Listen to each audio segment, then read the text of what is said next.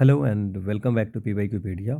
हम लोग 75 days challenge series चला रहे हैं और उसमें आज हमारा डे 3 है। और हम लोग इंडियन पॉलिटी कर रहे हैं और पॉलिटी की प्रियम्बल, फंडामेंटल राइट, डीपीएसपी और फंडामेंटल ड्यूटीज पे जो क्वेश्चन है, पार्ट 1 में हम लोगों ने प्रियम्बल और फंडामेंटल राइट पे क्वेश्चन देखे थे। आज हम लोग डीपीएसपी और फंडामेंटल ड्यूटीज पे जो भी क्वेश्चन पूछे हुए हैं उसको हम लोग देखेंगे। इसकी पीडीएफ आपको टेलीग्राम चैनल PYQ_पीडिया पे मिल जाएगी, ठीक है। और इसके बाद जो ये सब्जेक्ट है देन फिर हम लोग करंट अफेयर्स के क्वेश्चन भी करते हैं, सीसेट के भी क्वेश्चन करते हैं और फिर आपको 3 क्वेश्चन रिवीजन के लिए मिलते हैं। उस क्वेश्चन को आपको कमेंट सेक्शन में आंसर देना है, ठीक है। बहुत कम लोग आंसर देते हैं, बट जो लोग भी देते हैं बहुत अच्छी बात है, ठीक है। So let's start the session, ठीक है। पहला क्वेश्चन है हमारा, the first question is that the directive principle of state policy enshrined in the constitution aim at providing the social and economic base of a genuine democracy।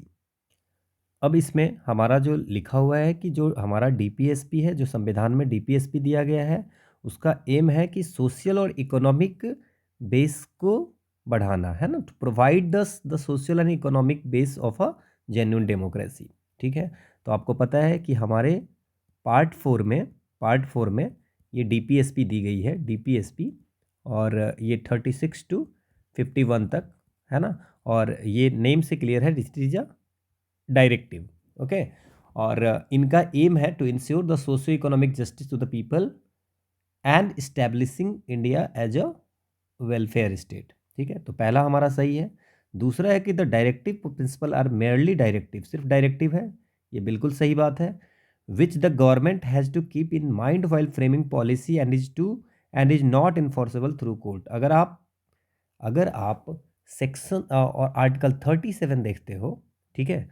So article 37 में लिखा हुआ है कि the provision content in part 4 shall not be enforceable by any court of law, ठीक है, but it is a fundamental in the governance of the country and it shall be the duty of the state to apply this principle in making laws, ठीक है। 3 चीज़ें याद रखनी है 37 में।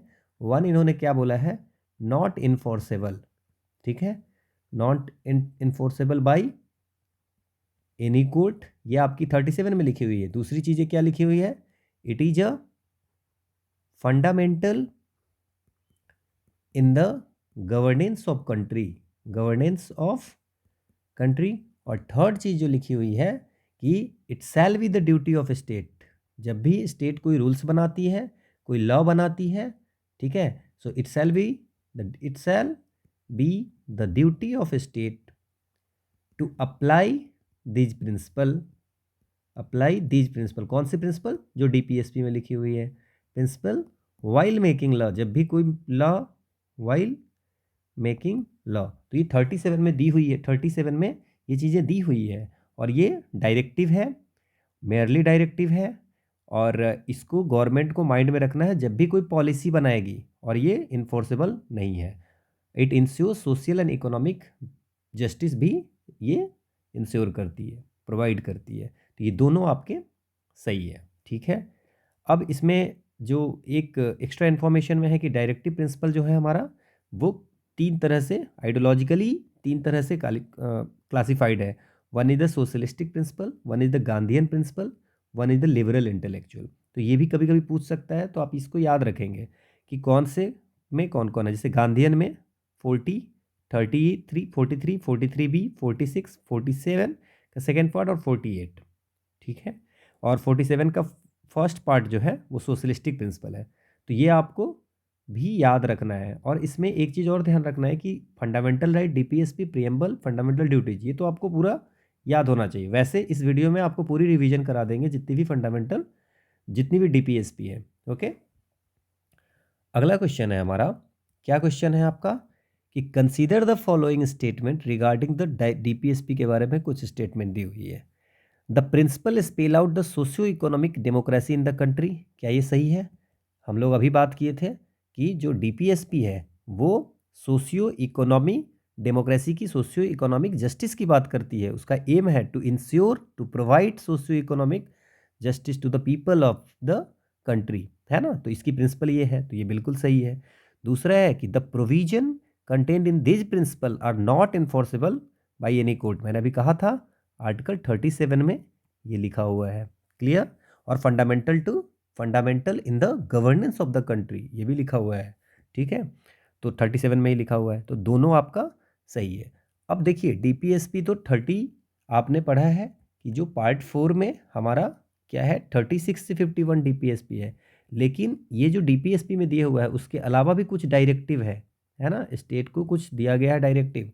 वो कौन सी आर्टिकल में है, ये आपको एक्स्ट्रा इन्फॉर्मेशन याद रखिए। आर्टिकल 335 में शेड्यूल कास्ट और शेड्यूल ट्राइब के लिए स्टेट को इंश्योर करना है कि उनको आपको कंसिडर करना है एम्प्लॉयमेंट में, है ना, appointment to services and post in connection with the affairs of union and state. तो ये 33(5) में स्टेट को डायरेक्टिव दिया गया हुआ है। 350A में भी डायरेक्टिव दिया हो गया है कि जो बच्चे होंगे लिंग्विस्टिक माइनॉरिटी ग्रुप के उनको आपको मदर टंग में आपको प्राइमरी स्टेज में इंस्ट्रक्शन देनी है, ठीक है। और आर्टिकल 351 में एक डायरेक्टिव और है कि हिंदी लैंग्वेज को स्टेट को डेवलप करवाना है, स्प्रेड करना हिंदी लैंग्वेज को, सो दैट ये मीडियम ऑफ एक्सप्रेशन सारे लोगों के लिए एक जैसा बन जाए। तो ये डायरेक्टिव जो है डीपीएसपी के अलावा भी 3 जगह डायरेक्टिव है, तो ये भी आप एक्स्ट्रा इन्फॉर्मेशन याद रखिए, ठीक है। अगला है कि the ideal of welfare state in the Indian constitution, कहाँ पे है वेलफेयर स्टेट का बारे में लिखा हुआ, तो ये आपको पता है डीपीएसपी का। अगला क्वेश्चन है according to the constitution of India which of the following are fundamental for the governance of the country. मैंने आपको कहा है 3 चीज़ें जो मैंने बताई थी कि आर्टिकल 337 में लिखा हुआ है उसमें ये भी लिखा हुआ है कि ये fundamental for the governance of the country DPSP है, क्लियर। अगला क्वेश्चन है कि विच part of the constitution of India declares the ideal of welfare state, ये आपको डीपीएसपी ही बताता है, ठीक है। ये सब एक जैसे क्वेश्चन है। अगला क्वेश्चन आपका है consider the following statement with reference to the constitution of India the DPSP constitute limitation upon, किस पे लिमिटेशन रखता है। अभी हम लोगों ने ये बात किया है कि जो डीपीएसपी है इन्फोर्सेबल नहीं है कोर्ट में ऑफ लॉ में, और जो लिमिटेशन किस पे लेजिस्लेटिव फंक्शन और एग्जीक्यूटिव फंक्शन पे, ये डीपीएसपी कोई लिमिटेशन नहीं रखता है। कौन रखता है, it's a fundamental right constitute limitation upon legislative function की, लेजिस्लेटिव का जो काम फंक्शन है और एग्जीक्यूटिव फंक्शन वो फंडामेंटल राइट को वायलेट नहीं करना चाहिए, तो वो लेजिस्लेटिव फंक्शन का, ठीक है। तो this is not a DPSP, तो ये इसमें नाइदर हो जाएगा, clear. DPSP does not constitute limitation upon legislative function and executive function. It's a fundamental right जो constitute limitation upon legislative function and executive function. Clear? तो ये आपको explanation है। अगला क्वेश्चन है other than the fundamental right के अलावा which of the following parts of the constitution of India reflect the principle and provision of the universal declaration of human right. अब आपको ये पता होना चाहिए कि universal declaration of human right है क्या। तो ये क्या है, आपको एक डॉक्यूमेंट्स है, एक ग्लोबल डॉक्यूमेंट्स है, ठीक है। इस ग्लोबल डॉक्यूमेंट्स में ये to enable to establish the freedom and rights of human all around the world, पूरे वर्ल्ड में क्या करना है, फ्रीडम के बारे में, फ्रीडम को इस्टेब्लिश करना, और राइट जितने भी लोग हैं उनके लिए हैं, ठीक है। तो ये एक डॉक्यूमेंट्स है, इसमें 30 आर्टिकल हैं, टोटल कितने आर्टिकल हैं, 30 आर्टिकल हैं। और ये यूनाइटेड नेशन जनरल असेंबली ने अडॉप्ट किया था किसमें, 1948 में एक सेशन में, और इसको बोलते हैं रिजोल्यूशन 217। तो आपको पहले ही कह दिया, तो जब हमारा जो संविधान बना था उस समय से ही इसके बहुत सारी चीज़ें इसमें पहले से भी ऐड था, है ना। तो ये आपको याद रखना है। तो इसमें जो क्या प्रियम्बल है, डीपीएसपी है, फंडामेंटल ड्यूटीज है। अगर आप ये जो डॉक्यूमेंट्स है इसमें 30 आर्टिकल है, अगर इसकी आप 29 आर्टिकल देखोगे, आर्टिकल नंबर 29, तो 29 आर्टिकल में लिखा हुआ है to be supported by your community and a duty to do the same for others, है ना। आपको जो सपोर्ट मिल रहा है वो आपको लिए करना है, तो it's a duties is also mention in the, आपको ये जो 30 आर्टिकल हैं हमारे, है ना, यूडीएचआर का, उसमें फंडामेंटल ड्यूटीज का भी मेंशन है। मतलब हमारे वहाँ पे जो मेंशन है वो हमारे संविधान में फंडामेंटल ड्यूटीज में भी मेंशन है। देन डीपीएसपी में तो है ही मेंशन, क्योंकि वहाँ पे बात किया गया है कि free and equal in dignity in right to be free from all forms of discrimination to live freely and safely. ठीक है ना, तो ये सारी चीज़ें उसमें लिखी हुई है ना, समझ में आया। आर्बिट्ररी अरेस्ट डिटेंशन से, तो ये सब देख लीजिए, फंडामेंटल राइट में भी है ना। To be legally protected in the same way as everyone else, है ना, इक्वलिटी बिफोर लॉ के बारे लॉ हो गया, है ना। To work to receive a fair wage and join a union, ये आपको 23 आर्टिकल में लिखा हुआ है, तो हमारी डीपीएसपी में ऐसी लिखी हुई है। और वहाँ पे जो भी ब्रदरहुड की बात की हुई है, तो ब्रदरहुड, है ना, यूनिटी, इंटीग्रिटी, ब्रदरहुड, हार्मोनी, ये सब भी लिखी हुई है आपकी इसमें यूडीएचआर में, तो वो हमारे प्रियम्बल में है। तो इसमें क्या हो जाएगा, क्या पूछ रहा था कि फंडामेंटल राइट के अलावा जो हमारे यूडीएचआर में लिखा हुआ है वो हमारे और कहाँ कहाँ लिखा हुआ है, तो हम लिखेंगे कि इस तीनों में जो यूडीएचआर की 30 आर्टिकल है उसमें जो चीज़ें हैं वो हमारी कुछ चीज़ें प्रियम्बल में भी है, कुछ डीपीएसपी में, फंडामेंटल ड्यूटीज में भी है और फंडामेंटल राइट में भी है। तो हमें पूछा है राइट के अलावा, तो इन तीनों में है। ठीक है, ये आपको पूरी 30 आर्टिकल मैंने यहाँ पे दे दी है। अगला क्वेश्चन है कि with reference to the provision content in part 4 of the constitution of India which of the following statement is correct. अब ये बोल रहा है कि they shall be enforceable by court. मैंने अभी पहले ही बात कर दिया है कि आर्टिकल 37 में लिखा हुआ है कि they shall not be enforceable by court, so they shall not be enforceable by any court. बिल्कुल ये सही है। कहाँ पे लिखा हुआ है, it's in article 37। The principle laid down in this part are to influence the making of laws by the state. ये क्या लगता है आपको, ये बिल्कुल सही है, क्योंकि ये उसमें लिखा हुआ है 37 में कि जब भी कोई लॉ बनाते हो तो स्टेट को इस इन जो ये जो प्रिंसिपल लिखी हुई है डीपीएस में उसको ध्यान में रखना है ना। तो 2 और 3 दोनों सही है। क्लियर। अगला क्वेश्चन है, अब हम लोग धीरे धीरे सारी आर्टिकल पढ़ लेंगे, क्रोनोलॉजी से मैंने क्वेश्चंस सेट किए हैं और ये सभी यूपीएससी के पूछे हुए क्वेश्चन है। Under which one of the following articles of the constitution of India the state shall endeavor to secure by suitable legislation or in any other way the condition of work ensuring a decent standard of life to all worker। Her worker के लिए decent standard of life कौन से article में लिखा हुआ है, तो आपको पता होना चाहिए। ठीक है, ये आर्टिकल 38 है। 38 कहता है कि स्टेट को एक वेलफेयर ऑफ द पीपल को प्रमोट करना चाहिए, है ना, by securing and protecting as effectively as it may a social order in which, इसी में लिखा हुआ है जस्टिस, कौन सा, सोशल, कल भी हम लोग बात किया था इसको, इकोनॉमिकल एंड पॉलिटिकल।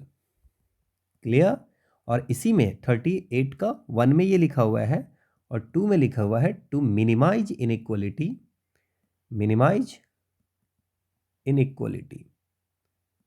क्लियर, ठीक है, इनइक्वालिटीज इन इनकम, तो ये 38 में लिखा हुआ है। देन 39 में अगर बात करते हैं तो क्या लिखा हुआ है 39 में कि citizen men and women equally have the right to an adequate means of livelihood, है ना।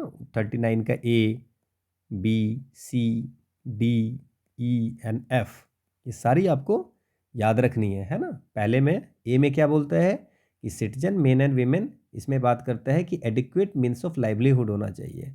बी में कहता है कि कोई भी जो मटेरियल रिसोर्स कम्युनिटी के है उसको ऐसे डिस्ट्रीब्यूट किया जाना चाहिए जो best to subserve the common good. C में कहता है कि कंसंट्रेशन ऑफ वेल्थ, है ना, does not result in the economic system, ऐसा होना चाहिए, है ना, जिसमें कंसंट्रेशन ऑफ वेल्थ नहीं होनी चाहिए, है ना। क्लियर, तो ये सी हो गया, बी सी हो गया। डी में क्या बोलता है, equal work for both women, equal pay for equal work, जैसा समान वेतन, है ना, equal pay for equal work. Then इसमें क्या है कि कोई भी, है ना, जो ऐसे ई में लिखा हुआ है कि जो एज आपकी है ना, अनसूटेड टू देयर योर एज, है ना, और स्ट्रेंथ के ऐसा काम आपसे नहीं कराया जा सकता है, ऐसे काम के लिए फोर्स नहीं कर सकता है, कराया जा सकता है जो आपकी एज के लिए सूटेड नहीं है, जो आपकी स्ट्रेंथ, आप बहुत पतले हो और आपको बहुत भारी भारी सामान उठाने पड़ेगा, तो ऐसी चीज़ों को स्टेट को इंश्योर करना है।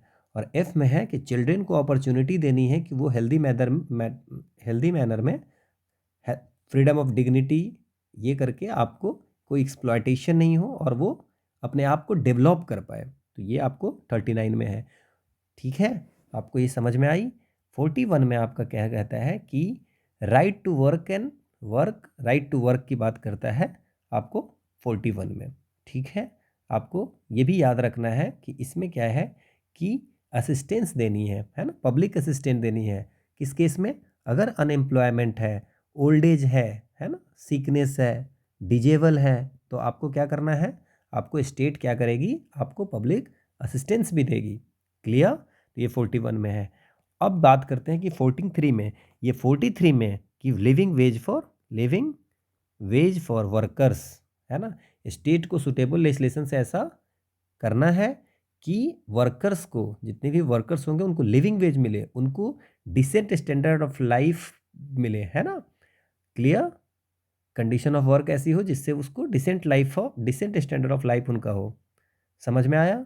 ठीक है, तो ये आपसे यही पूछा है कि in any way the condition of work ensuring a decent standard of life to all workers, ये कौन से आर्टिकल में लिखा हुआ है? आर्टिकल 43 में लिखा हुआ है। ये पूरी मैंने आपको डिटेल में लिख दी है। अगला क्वेश्चन है कि अंदर the Indian constitution concentration of wealth violets, concentration of wealth violets करता है कौन सा? तो अभी अब हम लोगों ने देखा है कि हमारे संविधान के 39C में लिखा हुआ है। क्या लिखा हुआ है 39C में? आप देखिए, that the operation of the economic system does not result in the concentration of wealth, है ना। ऐसा ना हो कि एक ही जगह वेल्थ हो, सब एक ही जगह वेल्थ हो। तो ये आपको कौन सी आर्टिकल में लिखी हुई है? 39C। तो आंसर क्या हो जाएगी? 39C को इसमें आएगा DPSP में। क्लियर? ये एक्सप्लेनेशन है। अगला क्वेश्चन है कि which one of the following articles of the constitution of India states that the state shell make provision for securing just and humane condition of work and maternity relief. अब बताइए किस में लिखी हुई है? अभी हम लोगों ने बात की थी, क्या बात की थी? 41 बात की थी हम लोगों ने। 40 में क्या है आपको पता है कि आर्टिकल 40 में विलेज पंचायत के बारे में है ना, लोकल सेल्फ गवर्नमेंट के बारे में बात है। विलेज पंचायत तो ये तो होगा नहीं, सारी आपको याद रखनी है ना। अभी हम लोगों ने थोड़ी देर पहले बात किया था कि 43 में डिसेंट डिसेंट क्या बोला था मैंने? डिसेंट स्टैंडर्ड ऑफ लाइफ, है ना, और लिविंग वेज के बारे में बात किया था, तो ये भी होगा नहीं आपको। देन आपको अभी हमने 41 में बात किया था, क्या बात किया था कि पब्लिक असिस्टेंस देनी है इन द केस ऑफ, अगर आपको विधवा पेंशन मिलती है, विडो हो, है ना, सीनियर सिटीजन हो, तो आपको उसके लिए स्पेशल असिस्टेंट, डिजेबल हो, है ना, तो उसके लिए स्पेशल असिस्टेंट है ना, असिस्टेंस मिलेगी। 42 में बात करता है कि जस्ट एंड ह्यूमन, स्टेट को ऐसा सिक्योर करना चाहिए कि जो वर्क हो, कंडीशन ऑफ वर्क हो, है ना, just and human condition of work, और मैटरनिटी रिलीफ की भी बात इसमें की हुई है 42 में। तो हमारी जो आंसर हो जाएगी 42 हो जाएगी। होप आपको समझ में आया होगा। 37 में क्या लिखा हुआ है याद है? इन्फोर्सेबल नहीं है, फंडामेंटल इन गवर्नेंस है, गवर्नेंस नहीं है, और स्टेट जब भी कुछ करेगा तो ये ध्यान में रखेगा कि, क्या ध्यान में रखेगा? स्टेट में DPSP को ध्यान में रख करके कोई भी कानून बनाएगा। 38 में दो आर्टिकल, दो पार्ट है। एक तो है कि आपको क्या करना है, जस्टिस सोशल, इकोनॉमिक और पॉलिटिकल के बारे में है। दूसरा जो बात में है कि मिनिमाइज, स्टेट को क्या करना है, इंश्योर करना है कि मिनिमाइज इनइक्वालिटी इन इनकम। ठीक है। 39 में A B C D E और F है। ए में क्या लिखा हुआ है याद रखना है आपको, है ना, एडिक्वेट मीन्स ऑफ लाइवलीहुड होना चाहिए सबको, सिटीजन मेन वीमेन सबको equally adequate means of livelihood होना चाहिए। ए से एडिक्वेट मीन्स ऑफ लाइवलीहुड। ठीक है। बी, अब क्या है कि बी क्या है कि बी में कहता है कि material resource of the community हो, उसको ऐसे डिस्ट्रीब्यूट करनी है कि आपको सबको best to serve the common good, तो बी भी है, बी ए हो गया। सी में क्या है कि कंसेंट, सी से याद रखिए कंसंट्रेशन, यहाँ पे एडिक्वेट लाइवलीहुड, सी से कंसंट्रेशन ऑफ वेल्थ नहीं होनी चाहिए, है ना। डी से क्या होगा? डी से है equal pay for equal work. ई में क्या हो जाएगा? ई में बताइए क्या हो जाएगा कि कोई भी ऐसा काम आपको स्टेट को इंश्योर करना है कि जो वैसा काम नहीं करवाना है किसी से भी जो अनसूटेड, मतलब अनसूटेड टू द एज, मतलब जिसका जो बच्चे हैं उससे आप बड़े का काम करवा रहे हो, है ना, और उसकी स्ट्रेंथ कोई पतला है, बीमार है, उससे आप कोई ऐसा काम करवा रहे हो जो उसको स्ट्रेंथ से नहीं हो सकता है। और एफ जो है उसमें क्या है कि बच्चे को, जो चिल्ड्रन हो, उसको डेवलप करने के लिए चिल्ड्रन को आपको अपॉर्चुनिटी देनी है, फैसिलिटी देनी है, जिससे कि वो पूरी तरह से डेवलप कर सके। 39 में ये हो गया। 40 में क्या बात करते हैं कि 40 में बात है कि विलेज पंचायत की बात है, ठीक है, विलेज पंचायत के ऑर्गेनाइजेशन। 41 में क्या है, राइट टू वर्क की बात है और पब्लिक असिस्टेंस डिजेबल पर्सन को, विडो को, है ना, सीनियर सिटीजनशिप को। 42 में क्या बात हुई है, जस्ट और ह्यूमन कंडीशन ऑफ वर्क और मैटरनिटी रिलीफ के बात है। 43 में क्या है, it's about the living veg, ठीक है, तो ये आपको लिविंग वेज हो जाएगी। समझ में आ गया? तो इतनी तक है। फिर अभी अब आगे बढ़ेंगे। 44 में आपको यूसीसी है। 45 में आपको जो आपको 86 कॉन्स्टिट्यूशनल अमेंडमेंट एक्ट में जो 45th आर्टिकल में प्रोविज़न थी, उसको हटा करके 21A में डाला था, है ना, और इसके बाद 45 को चेंज किया था, वो भी हम लोग आगे बात करेंगे, ठीक है। ये आपको एक्सप्लेनेशन है। अगला है कि in which part of the Indian constitution workers participation in management has been incorporated. तो 42वां constitutional 42nd constitutional amendment act होती है 1976 में, वहाँ पे ऐड किया जाता है participation of worker in the management of industry. State को ऐसा इंश्योर करना है सुटेबल लेजिस्लेशन के द्वारा कि वर्कर की पार्टिसिपेशन हो मैनेजमेंट में, है ना, ठीक है। तो ये 43A में ऐड किया था, तो ये हो जाएगा आंसर आपको डीपीएसपी। ये एक्सप्लेनेशन है। अगला क्वेश्चन है कि protection of monuments and places and object of national importance, ये क्या है, ठीक है। तो हमारे संविधान के 49 में लिखा हुआ है कि स्टेट की ड्यूटी है कि जितनी भी मॉन्यूमेंट्स होंगी, है ना, और जिसकी हिस्टोरी कुछ इंटरेस्ट होगी, जो लॉ के द्वारा जिसको हिस्टोरिकली इम्पोर्टेंट घोषित की गई होगी पार्लियामेंट के लॉ के द्वारा कि नेशनल इंपॉर्टेंस को ये बिलोंग करता है, तो उसको बर्बाद होने से, डिसफिगरमेंट होने से, डिस्ट्रक्शन होने से, है ना, उसको बचाना है, प्रोटेक्ट करना है उसको। तो ये 49 में लिखा हुआ है। तो it's a directive principle of state policy of the constitution of India. Clear? अगला है कि separation of judiciary from executive, ये कौन सी कहाँ पे लिखा हुआ है? तो ये आपको पता होना चाहिए, हमने सारी आर्टिकल पढ़ ली है ना। आर्टिकल 50 में लिखा हुआ है कि स्टेट को ऐसी स्टेप्स लेनी है जिससे कि जुडिशियरी एग्जीक्यूटिव अपना सेपरेट हो। So it's also in the DPSP. तो 49 हमने पढ़ लिया, 50 पढ़ लिया, ठीक है। अगला क्वेश्चन है हमारा, क्या क्वेश्चन है? क्वेश्चन ये है कि which one of the following is not a part of article 51 of the constitution of India. 51 में कहता है कि promotion of international peace and security, state को क्या करना चाहिए, प्रमोट करना चाहिए इंटरनेशनल पीस एंड सिक्योरिटी। पहला, इसमें 4 चीज़ें हैं 51 में, A, B, C and D है। पहला में है कि स्टेट को क्या करना है, प्रमोट करना है इंटरनेशनल पीस एंड सिक्योरिटी। दूसरा है बी में क्या लिखा हुआ है, maintain just and honourable relation between Nations के बीच में, राष्ट्रों के बीच में आपको न्याय संगत और सम्मानपूर्ण संबंध को बनाए रखना है। बिल्कुल सही है। इसके बाद डी में लिखा हुआ है कि encourage settlement of international dispute, arbitration के साथ, आर्बिट्रेशन के से आपको क्या करनी है कि जो इंटरनेशनल डिस्प्यूट है ना, अंतर्राष्ट्रीय विवाद है, उसको आर्बिट्रेशन से सॉल्व करने के लिए इनकरेज करना है। ये बिल्कुल सही है। Use of UN peace keeping force for the resolution of, ये नहीं है ना, हमें ये गलत है हमारा। तो हमारे सी में क्या लिखा हुआ है, इंटरनेशनल लॉ को respect international law and treaty. Clear? तो ये सी में लिखा हुआ है। तो 4 चीज़ें जो हो गई, प्रमोट करने इंटरनेशनल पीस एंड सिक्योरिटी, दूसरा just and honourable relation with nation करना है, इंटरनेशनल लॉ और ट्रीटी को रिस्पेक्ट करना है, और चौथा जो भी सॉल्व होगी इंटर स्टेट डिस्प्यूट होगी उसको आर्बिट्रेशन से सॉल्व करनी है। तो ये 4 आपके 51 में है, ये इट इज रिटेन है। ओके। अगला क्वेश्चन है कि in the constitution of India promotion of international peace and security कौन सी कहाँ पे लिखा हुआ है, प्रियम्बल में, डीपीएसपी में, फंडामेंटल ड्यूटीज में और 9th शेड्यूल में। इट्स अभी हम लोगों ने बात किया था कि हमारे संविधान के 51 में प्रमोशन ऑफ 51 के ए में लिखा हुआ है promote international peace and security. Clear?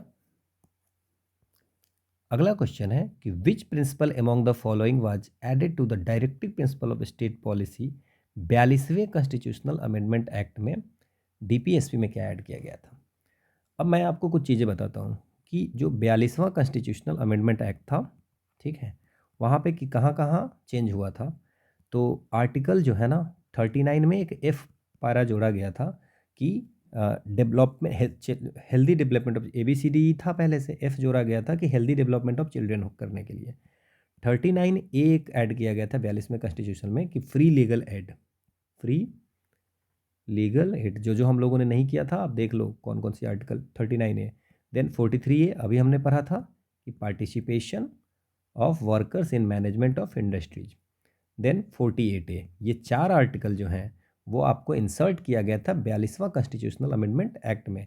ये है क्या है 48A, to protect and improve the environment. ये ऐसी आर्टिकल है जो फंडामेंटल ड्यूटीज में भी लिखी हुई है कि protect and improve the environment. Clear. तो ये चार 42वां से हुआ था। 44वां जो कॉन्स्टिट्यूशनल अमेंडमेंट एक्ट 1978 हुआ था, उसमें 38 का 2 ऐड किया गया था। 38 का 1 पहले से था, 2 ऐड किया गया था to minimize inequalities in income status facilities and opportunity. तो 44th में क्या ऐड किया गया था 38 का 2। इसके बाद 86वां जो कॉन्स्टिट्यूशनल अमेंडमेंट एक्ट होती है 2002 में, वहाँ पे क्या किया जाता है कि जो 45 में लिखा होता है उसको क्या किया जाता है 21A में ऐड किया जाता है, और कि 21A में की एजुकेशन को फंडामेंटल राइट बनाया जाता है। और 45 में क्या लिखा जाता है कि स्टेट को ऐसा करना चाहिए कि जब तक बच्चे का उम्र 6 साल ना हो, जब तक बच्चे का उम्र 6 साल नहीं हो तब तक उसको अर्ली चाइल्डहुड केयर देना है। ठीक है, तो 45 में ये लिखा हुआ है। एक बार और हुआ था, तो 42वां में 4 ये चेंज हुआ था, 44वां में 1, 86 में 1 ऐसी चेंज हुई थी 45 में, और एक बार और हुआ था 97th कॉन्स्टिट्यूशनल अमेंडमेंट एक्ट जो 2011 में हुआ था, जो लेटेस्ट है, उसमें 43B आर्टिकल ऐड किया गया था to promote cooperative societies. Cooperative society जितनी भी आर्टिकल थी मैंने आपको सारी यहाँ पे बता दी। क्लियर। होप आपको ये समझ में आई होगी। अब इसमें क्वेश्चन पूछ रहा है कि 42वें में कौन कौन सा हुआ। अब आप देख लीजिए कि 42 में इसमें कौन कौन सा हुआ। Equal pay for equal work for both men and women, ये हुआ था, ये पहले ही हुआ था, हमने ये बात की थी, है ना, कि equal pay for equal work में कौन सी आर्टिकल बताया था, याद है आपको? नहीं याद है? 39 का डी में लिखा हुआ है ना, 39 का डी में कि there is equal pay for equal work for both men and women. Then participation of workers in the management of industries, ये मैंने बता दिया था 43 का कौन सा बी में लिखा हुआ है ना, पार्टिसिपेशन ऑफ वर्कर 43 का ए में लिखा हुआ है, इट्स 43 का ए में, ये 42वां कॉन्स्टिट्यूशनल अमेंडमेंट एक्ट में ऐड हुआ है। राइट टू वर्क जो है आपका, right to work to education, ये 41 में लिखा हुआ है, और लिविंग वेज जो है वो 43 में लिखा हुआ है। तो आंसर क्या हो जाएगा, 42वां कॉन्स्टिट्यूशन में ऐड किया गया था, ये आपको हो जाएगा बी। होप आपको ये समझ में आया होगा। ठीक है, ये पूरी एक्सप्लेनेशन है आपकी। अगला क्वेश्चन है कि which one of the following constitutional amendment accorded position of primacy to DPSP over fundamental. कौन सी कॉन्स्टिट्यूशनल अमेंडमेंट एक्ट है जो आपको, जिसमें डीपीएसपी फंडामेंटल राइट के ओवर प्राइमेसी रखता है। अब इसमें देखिए, इसमें आपको याद रखनी है कुछ चीज़ें, जैसे 16th अमेंडमेंट है, 25th है, 42nd है, 45th है। 42nd तो आपको पता ही, मेनी कॉन्स्टिट्यूशन। 45th भी आपको बहुत बार हम लोगों ने डिस्कस किया है, डीपीएसपी वगैरह में क्या क्या चेंज हुई है। अब इसमें क्या है ना, कुछ केस है जो आप याद रखिए। वन इज द चंपाकम दोराईराजन, ये केस होती है 1952 में, और ये पहला केस है। इस केस में सुप्रीम कोर्ट ये कहती है कि फंडामेंटल राइट सुपीरियर है डीपीएसपी से, और अगर डीपीएसपी को इफेक्ट में लाना है तो फंडामेंटल राइट को क्या करना है, डीपीएसपी को अगर कुछ ऐसा इफेक्ट करना है, मैं डीपीएसपी को इफेक्ट में लाना है तो उसको फंडामेंटल राइट को अमेंड करके उसमें ऐड कर सकते हैं। तो ये आपको चंपाकम दोराईराजन केस में सुप्रीम कोर्ट ने कहा था। दूसरी केस एक है Kerala education bill case. Kerala education bill case ये होती है 1957 में। इसमें सुप्रीम कोर्ट जो है सो एक डॉक्ट्रिन देती है, डॉक्ट्रिन ऑफ हार्मोनियस कंस्ट्रक्शन।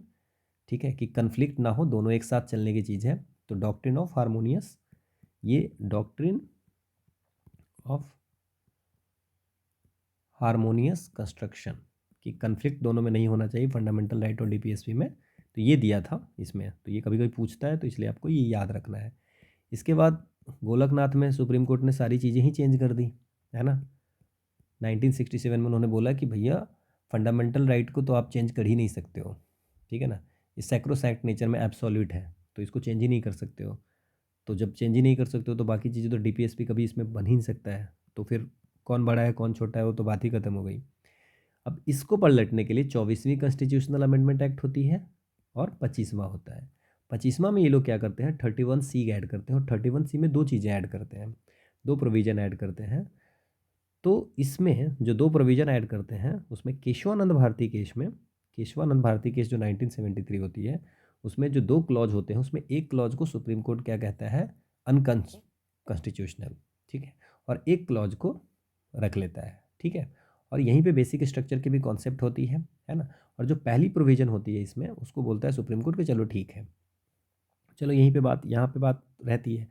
फिर होती है Minerva mill case, Minerva mill case आप पूरा याद रखेंगे 1980 में।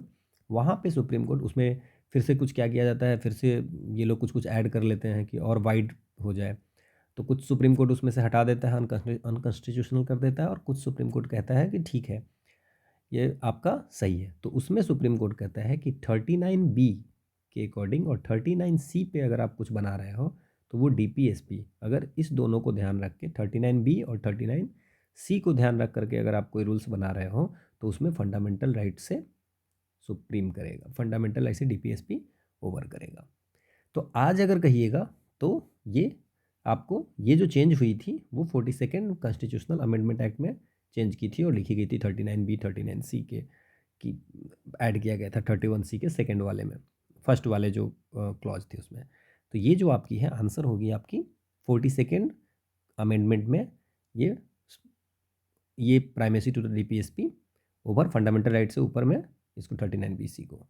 ना व्हाट इज द 39BC, ये हम लोगों ने 39BC देखा था, ठीक, देख लीजिए आप एक बार फिर से कि 39BC में आपका क्या लिखा हुआ है, बी और C, that the ownership and control of the material resource of the community are so distributed as best to subserve the common good, है ना, सही से डिस्ट्रीब्यूट करनी है और कंसंट्रेशन ऑफ वेल्थ नहीं होनी चाहिए, ऐसी इकोनॉमिक सिस्टम हो जिसमें कंसंट्रेशन ऑफ वेल्थ नहीं हो।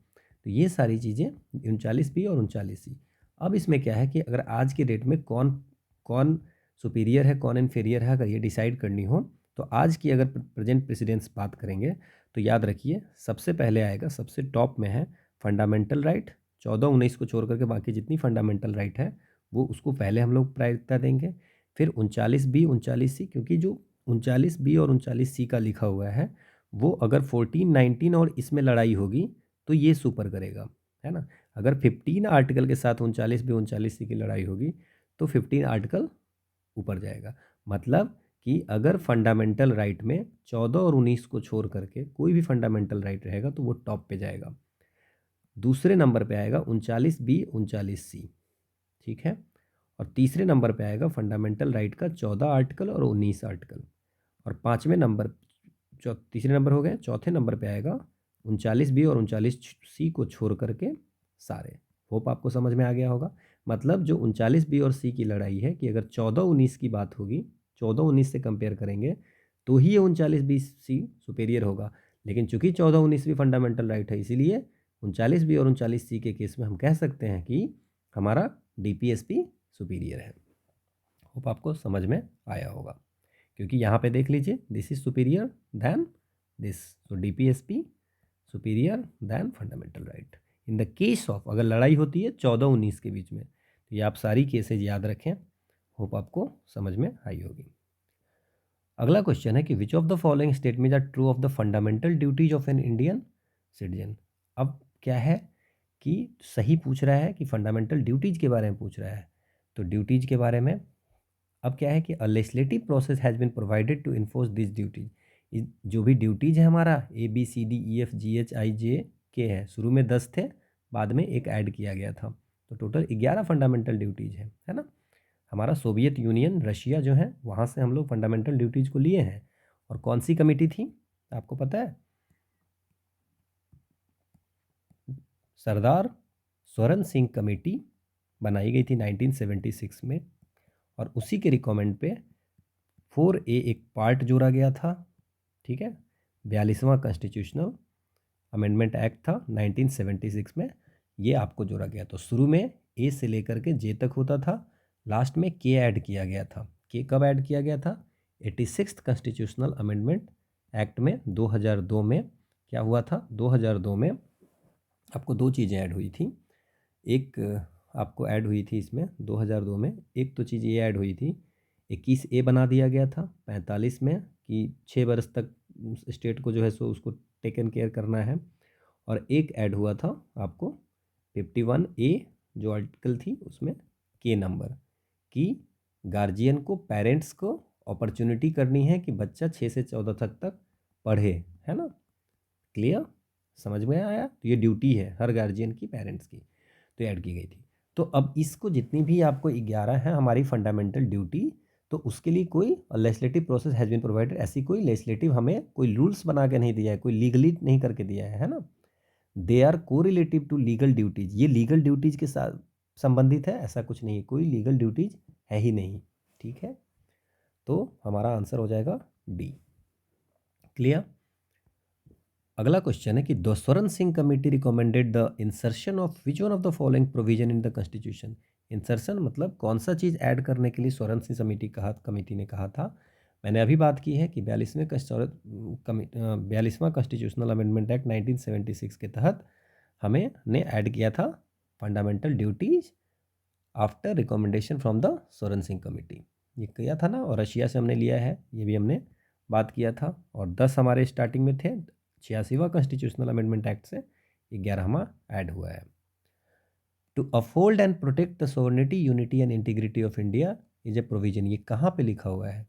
तो हमारे संविधान के 51A जो ड्यूटी है उसमें सी में लिखा हुआ है, to uphold and it is the duty of citizen to uphold and protect the sovereignty, unity and integrity of India. Bharat की प्रभुता, एकता, अखंडता की रक्षा करना और उसको अक्षुण्ण रखना, ये सिटीजन की ड्यूटी है। क्लियर? अगला क्वेश्चन है कि पार्ट 4A है हमारा कॉन्स्टिट्यूशन ऑफ इंडिया का, कौन सा इसमें नहीं है, ड्यूटी में कौन सा मेंशन नहीं है? To render national services when called upon to do so, ये आपको नेशनल सर्विस जब भी आपको बुलाया जाएगा, है ना, नेशन की सर्विस के लिए, तो आप उसमें जाओगे, है ना। तो ये बिल्कुल सही है, ये डी में लिखा हुआ है 51A डी में। To renounce practice derogatory to the dignity of women, ये हमारा 51 का ई में लिखा हुआ है। To value and preserve a unitary national culture, ठीक है, ये नहीं लिखा हुआ है, ये लिखा हुआ है कि to value and preserve composite culture, है ना, कंपोजिट कल्चर। क्लियर? ये आपको 51 का ए वेफ में लिखा हुआ है। तो कौन सा नहीं लिखा हुआ है? ये नहीं लिखा हुआ है। To develop the spirit of inquiry and reform, तो 51 का ये एच है, उसमें लिखा हुआ है to develop the scientific temper, humanism and the spirit of inquiry and reform. तो आंसर हमारा सी हो जाएगा। क्लियर? अगला है कि नेशनल लीगल सर्विस अथॉरिटी के बारे में कुछ चीज़ें हैं, तो इसके बारे में कुछ बताइए कि नेशनल लीगल सर्विस अथॉरिटी के बारे में। Its objective is to provide free and competent legal services to the weaker section of the society on the basis of equal opportunity. अब इसमें कह रहा है पहला कि जो नेशनल लीगल सर्विसेज अथॉरिटी है वो इसलिए बनाया गया था कि इसकी ऑब्जेक्टिव ये थी कि फ्री में लीगल सर्विस देना है उन weaker section of the society को, है ना, कि सबको इक्वल अपॉर्चुनिटी मिले। क्लियर? तो ये आपको बिल्कुल सही है, क्योंकि NLS जो नेशनल लीगल सर्विस अथॉरिटी है 1995 में बनाया गया था under legal services authority act 1987 के तहत ये बनाई गई थी नेशनल लीगल सर्विसेज अथॉरिटी, है ना। और इसमें इसकी जो वर्क थी, जैसे कि फ्री लीगल एड देनी थी, एडवाइस देनी है, अवेयरनेस फैलानी है, लोक अदालत ऑर्गेनाइज करनी है, और अल्टरनेट डिस्प्यूट रिजोल्यूशन करनी है, जैसे आर्बिट्रेशन से, कॉन्सिलिएशन से, जुडिशियल सेटलमेंट से, ये सारी चीज़ें, मेडिएशन से, है ना। और क्राइम की विक्टिम को कुछ कंपनसेशन की भी बात है इसमें। It issues guidelines for the state legal services authority to implement the legal programs and schemes, ये फंड भी देती है स्टेट लीगल सर्विस अथॉरिटी को, और ये गाइडलाइन भी देती है। बिल्कुल सही है ये। तो दोनों सही है, सो आंसर इज बोथ 1 1 2। ये पूरी एक्सप्लेनेशन है आपको। अब इसी में पूछ दिया था कि in India legal services authority provide free legal service किसको देते हैं, किस टाइप कौन से सिटीजन को। तो इसमें जो है फ्री लीगल सर्विसेज जो है वीमेन और चिल्ड्रेन होते हैं, member of A schedule caste and schedule tribe होते हैं, इंडस्ट्रियल वर्कमैन है, डिजेबल पर्सन है, जो पर्सन कस्टडी में है उनको है, और जिनकी इनकम 1 लाख से कम है, so person with an annual income of less than 1 lakh उनको देते हैं। ठीक है, ओबीसी की कोई ऐसी मेंशन नहीं है, और पूरे सारे सीनियर सिटीजनशिप का ऐसा कोई मेंशन नहीं है। So the answer is 1 and 2। Transgender का 2 लाख से कम अगर इनकम है तो ये है। ट्रैफिकिंग और ह्यूमन बीइंग का, बेगार का जो अगर विक्टिम्स हो गए तो उनके लिए भी है ये चीज़ें। ठीक है, ये पूरी आपकी जो साइट पे लिखी हुई है वो डिटेल है। क्लियर।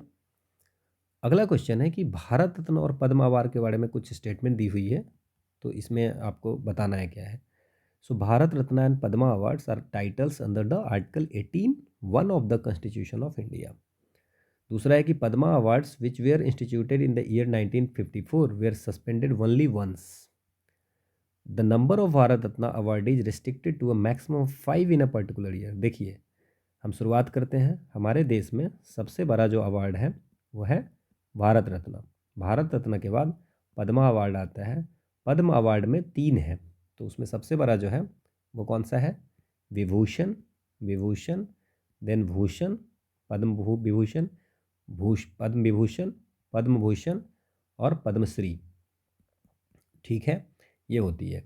तो Bharat Ratna max to max कितने लोगों को दिया जा सकता है, भारत रत्न एक साल में मैक्स टू मैक्स 3 लोगों को दिया जा सकता है।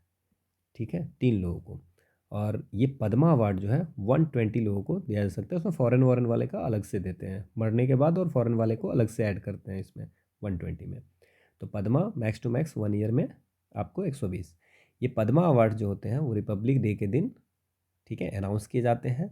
1954 में ये स्टार्ट किया गया था। ये बिल्कुल सही है कि जो स्टार्टिंग हुई थी 1954 में हुई थी। और of course after Bharat Ratna Padma award is the highest civilian honours, है ना। अब ये इसमें एक चीज़ और आपको याद रखनी है कि पद्मा अवार्ड जो है सो 3 बार 4 बार सस्पेंड हुआ था, है ना। जैसे एक बार तो ये ओनली वन से ये गलत हो गया 1978 में, 1979 में, और फिर 1993 से लेकर के 1997 तक ये अवार्ड नहीं दी गई थी। तो सस्पेंडेड बहुत बार हुई थी। तो ओनली वंस जो है सो ये गलत हो गया। 1954 में शुरू हुआ है तो सही है, बट ओनली वंस वाली गलत हो गई। तो दूसरा तो ऐसे ही गलत हो गया, नॉट करेक्ट हमसे पूछ भी रहा है। अब ये 3 मैंने बता ही दिया कि 3 से ज़्यादा नहीं मिलेगा। ये 120 एंड प्लस मरे हुए लोग एंड क्या कहते हैं उसको, फॉरेन वाले अगर कोई हो तो ये भी गलत हो गया। तो 2 और 3 तो पक्का गलत है, तो 2 3 पक्का गलत है। अब देखना है हमको फर्स्ट है कि नहीं। अब हमारे संविधान में आर्टिकल 18(1) की प्रोहिबिट करता है कि किसी भी स्टेट जो है सो किसी को कोई टाइटल किसी पर्सन को, किसी सिटीजन को नहीं देगा, है ना। लेकिन उसमें एक चीज़ लिखी हुई है कि मिलिट्री और एकेडमिक डिस्टिंक्शन मिल सकती है ना। कि मिलिट्री और एक्सटेंशन, जैसे आपको कोई डिग्री मिल रही, डॉक्टर की उपाधि मिल रही, तो वो आपको मिल सकती है, मिलिट्री और एकेडमिक, है ना। इसमें एक चीज़ और लिखा हुआ है कि भारत रत्न और पद्म अवार्ड जो है वो आपको एक केस हुई थी, और सुप्रीम कोर्ट उसमें केस में ये बताई गई, ये कही गई थी कि भारत रत्न और पद्मा अवार्ड जो है सो टाइटल नहीं है आर्टिकल 18(1) के अंदर में। ठीक है, बट इसको आप ऐसे यूज नहीं कर सकते। वैसे तो देखते हैं टीवी चैनल वगैरह पे यूज करता है, अपने नाम के आगे लगाते हैं पद्मश्री, बट भारत रत्न, बट वो नहीं लगाना है as per supreme court. Clear. तो ये तीनों का तीनों आपका गलत है, कोई सही नहीं है। क्लियर, ये एक्सप्लेनेशन है। अगला है कि the right to free and compulsory act 2009 provides for education to every children in the age group of.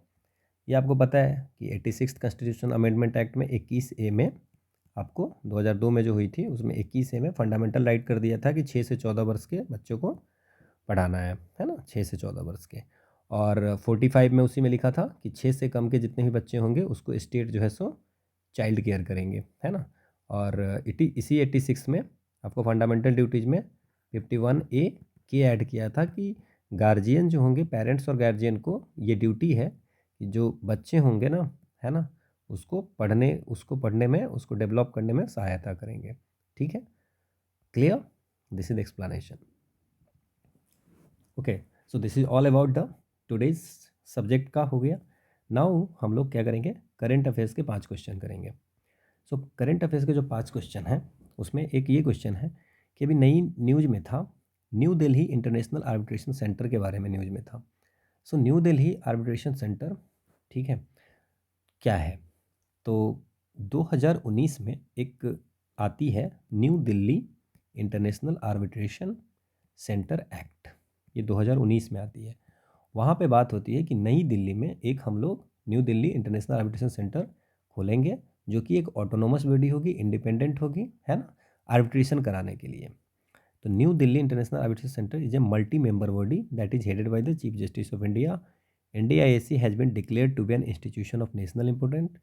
It provides facilities and administrative assistance for conciliation, mediation and arbitral proceeding.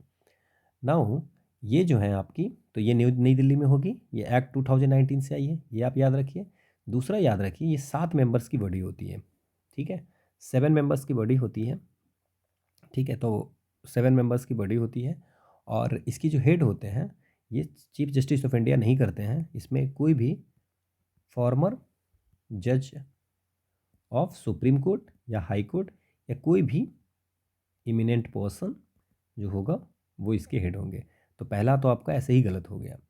दूसरा जो है कि जो NDIAC है has been declared to be an institution of national importance. तो national importance जो है सो ये डिक्लेयर्ड है, तो ये बिल्कुल आपकी सही है, ठीक है ना. और इसमें क्या है कि प्रोवाइड फैसिलिटी, और ये फैसिलिटी किस चीज़ की, और एडमिनिस्ट्रेशन असिस्टेंस जो प्रोवाइड करती है किस चीज़ के लिए, कॉन्सिलेशन, मेडिएशन और आर्बिट्रल प्रोसीडिंग का. देखिए जो ADR होती है ना, अगर मैं आपको दिखा दूँ इसमें, see this is the ADR जो होती है, अल्टरनेटिव डिस्प्यूट रिजोल्यूशन जो होती है ना, उसमें बहुत सारी चीज़ें हैं. जैसे उसमें मेडिएशन भी है, निगोशिएशन भी है, कॉन्सिलिएशन भी है, आर्बिट्रेशन भी है और कोलैबोरेटिव लॉ है. नाउ इसमें सबका मतलब अगर आपको मैं बताऊं, जैसे निगोशिएशन जो होती है ना, जैसे मान लीजिए कि 2 पार्टी जिसके बीच में लड़ाई हुआ वो खुद बैठ करके और वो सॉल्व कर लेता है, कोई तीसरा पार्टी उसमें इन्वॉल्व नहीं होता है, दैट्स अ निगोशिएशन, है ना. 2 लोगों में प्रॉब्लम है, 2 कंपनी में प्रॉब्लम है, दोनों कंपनी खुद से बैठे और उसको सॉल्व कर लिए, दैट्स अ निगोशिएशन, ठीक है. डिस्प्यूट रिजोल्यूशन की अल्टरनेटिव मेथड्स ये सब है. मेडिएशन क्या होता है कि इसमें क्या होता है, डिस्प्यूट के किसी भी समय में, है ना, डिस्प्यूट के किसी समय में अगर क्या कहते हैं मेडिएट कर लिए दोनों पार्टी बैठ करके, तो दैट्स अ मेडिएशन, ठीक है, during the course of the dispute, ठीक है. ये तो पहले ही जा करके बैठ के कर लिए. देन फिर अगर आप बात करें कॉन्सिलेशन क्या होती है, यहाँ पे एक न्यूट्रल थर्ड पार्टी होती है, ठीक है. जो थर्ड पार्टी क्या करती है, ये दो पार्टी हैं आपकी, है ना, ये दोनों में डिस्प्यूट है, तो थर्ड पार्टी क्या करेगा, दोनों से सुनेगा, है ना, और दोनों की बात कि तुम्हें क्या इशू है, और ऐसे करके ये दोनों को सॉल्व करेगा, ठीक है. तो ये आपको हो जाएगा कॉन्सिलेशन. और आर्बिट्रेशन में क्या होता है कि ये दोनों पार्टी हैं और एक पर्सन है, ठीक है. तो आर्बिट्रेशन में क्या होता है, इसका भी सुना, इसका भी सुना और फैसला ये लेगा. समझ में आया.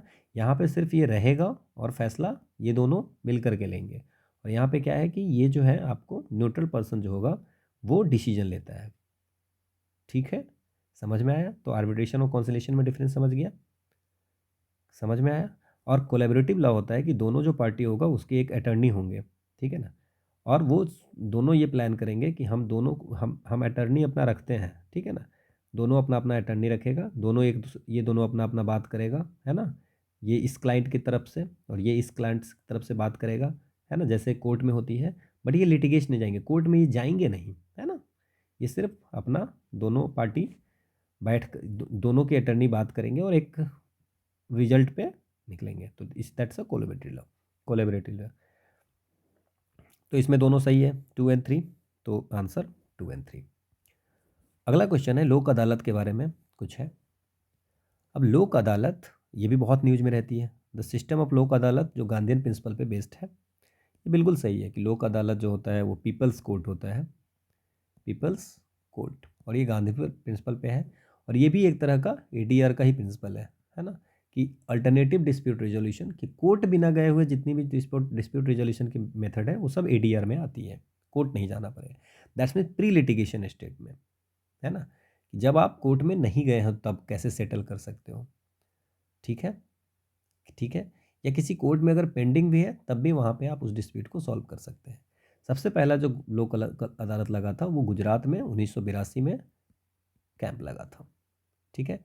और इनको द इंस्टीट्यूशन ऑफ लोक अदालत हैज़ नॉन स्टैचुरी, बिल्कुल गलत है, क्योंकि जो लीगल सर्विसेज अथॉरिटी एक्ट है ना, 1987 में, अभी हम थोड़ी देर पहले बात किए थे, तो उस एक्ट के तहत इसको स्टैचुटरी स्टेटस दिया गया हुआ था।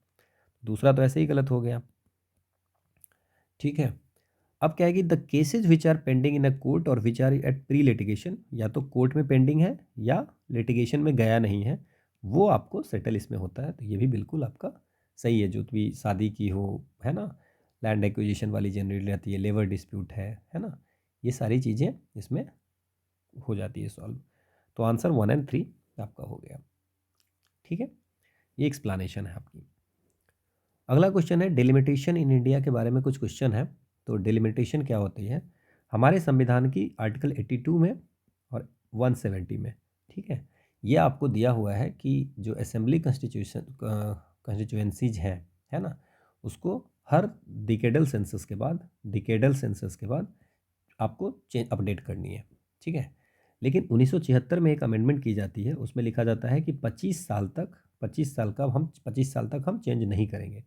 और फिर 2001 में फिर 25 साल हो जाता है, 2001 में फिर 2001 में एक एक्ट लाया जाता है, और उस एक्ट के तहत कि फिर 25 साल तक हम चेंज नहीं करेंगे, क्योंकि कहीं पे पॉपुलेशन ज़्यादा बढ़ रही है, कहीं पे कम बढ़ रही है, ठीक है ना। तो अब क्या हो जाएगा, जहाँ पॉपुलेशन ज़्यादा बढ़ रही है वहाँ पे सीटें ज़्यादा हो जाएगी, और जहाँ कम पॉपुलेशन है वहाँ पे कम हो जाएगी। तो इसलिए इसको एक्सटेंड किया जा रहा है। तो 1970 और 2001 में भी ला करके इसको 25 साल के लिए किया। पहली बार जो डिलिमिटेशन कमीशन हुई थी 1950 से 1951 में हुआ था, डिलिमिटेशन एक्ट 1952 के तहत, ठीक है। अभी तक टोटल 4 बार हमारा डिलिमिटेशन कमीशन हुई है। So far delimitation for the whole country has been carried out 4 times, ठीक है, 4 टाइम्स।